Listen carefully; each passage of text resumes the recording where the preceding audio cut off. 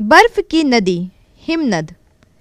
अत्यधिक ठंडे प्रदेशों अथवा ऊंचे पहाड़ों पर पानी की बजाय हिम की वर्षा हिमपात होती है।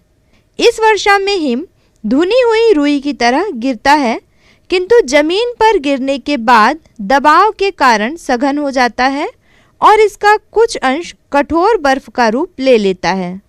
हिम क्षेत्र से बर्फ नीचे की ओर ढाल के सहारे खिसकता रहता है। इस खिसकते हुए बर्फ को हिमनद या ग्लेशियर कहते हैं। नदियों की तरह हिमनद भी घाटियों से होकर बहता है, अर्थात हिमनद बर्फ की नदी है जिसका स्रोत हिम क्षेत्र है। हिमालय में अनेक हिमनद हैं, जिनमें सबसे बड़ा गंगोत्री है। इसकी लंबाई 32 किलोमीटर है। खुम्बू हिमनद नेपाल के एवरेस्ट क्षेत्र में है। यह पर्वत की चढ़ाई का सबसे लोकप्रिय मार्ग है। वायुमंडल के बढ़ते तापमान के कारण हिमनदों के बर्फ पिघलने लगे हैं और इनकी लंबाई कम होती जा रही है। कश्मीर घाटी समुद्र तल से 1850 मीटर की ऊंचाई पर पर्वतों से घिरी है।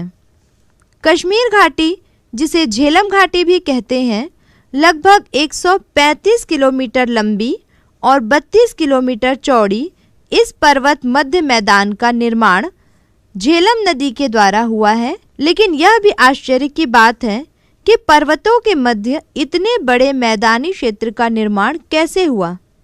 वैज्ञानिकों के अनुसार यहाँ कभी एक झील थी। एक बार भूकंप के कारण पहाड़ में दरार पड़ने से झील का पानी झेलम नदी में बह निकला। उसी प्राचीन झील का अवशेष आज भी डल झील के रूप में मौजूद है। जम्मू और कश्मीर की राजधानी श्रीनगर इसी घाटी में डल झील के किनारे बसी है। अपने प्राकृतिक सौंदर्य के लिए विश्वविख्यात कश्मीर अंतर्राष्ट्रीय सैलानियों का एक प्रमुख केंद्र रहा है।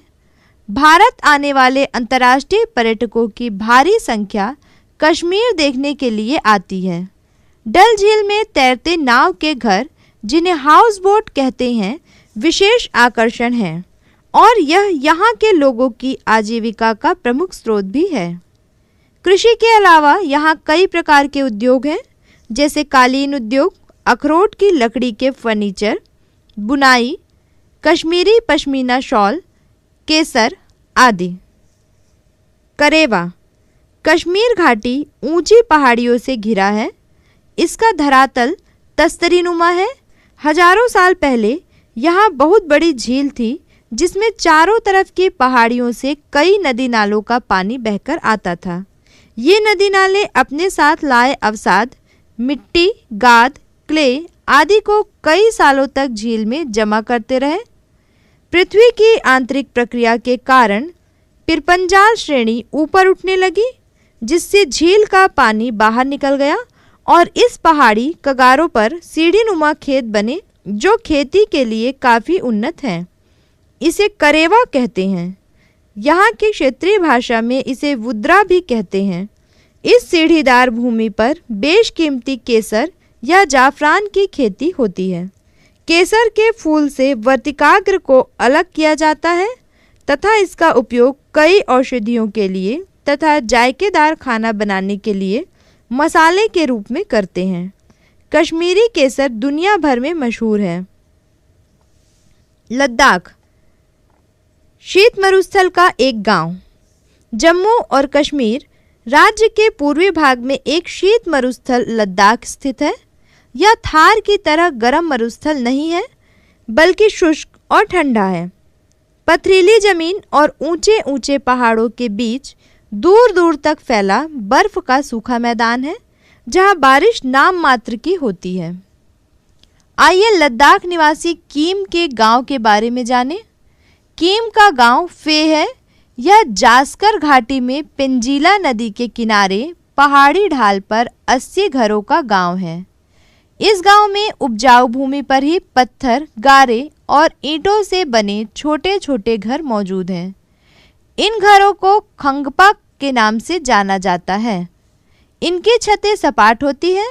सपाट छतों का उपयोग पशुओं का चारा जमा करने के लिए किया जाता है। इस स्थान पर भौगोलिक परिस्थितियां इतनी कठोर हैं कि यहाँ पर लोग मिलजुल कर छोटे छोटे समूह में रहते हैं। कीम के गांव में लोग साल भर गर्म कपड़े पहनते हैं, जिसे गोंचा कहते हैं। यहाँ केवल जलवायु ही शुष्क नहीं है, बल्कि गांव में पानी की भी कमी है। खेती होती है, पर खेत छोटे छोटे हैं क्योंकि ज़मीन पथरीली है और समतल भी नहीं है। ज़्यादातर लोग मटर, गोभी, आलू, गेहूं या बाजरा उगाते हैं, जो अधिकांशतः घर में उपयोग होता है, बाजार में नहीं बेचा जाता। ऐसी कृषि जिसमें केवल इतनी ही उपज होती हो जिससे घर की मूल ज़रूरतें पूरी हो सके, निर्वाह कृषि कहलाती है। लोगों के पास जानवर भी हैं। प्रमुख जानवर याक, डिमो, जोमो, घोड़े, गधे तथा भेड़ बकरियां हैं। जो और जोमो गाय तथा याक के मिश्रित रूप हैं। डिमो याक का मादा रूप है। गर्मियों में कुछ परिवार गांव की भेड़ बकरियों को लेकर ऊंचे चारागाहों में चले जाते हैं। सर्दियों में ऊंचाई पर ठंड बढ़ जाती है तो वे पुनः गांव की तरफ लौट आते हैं।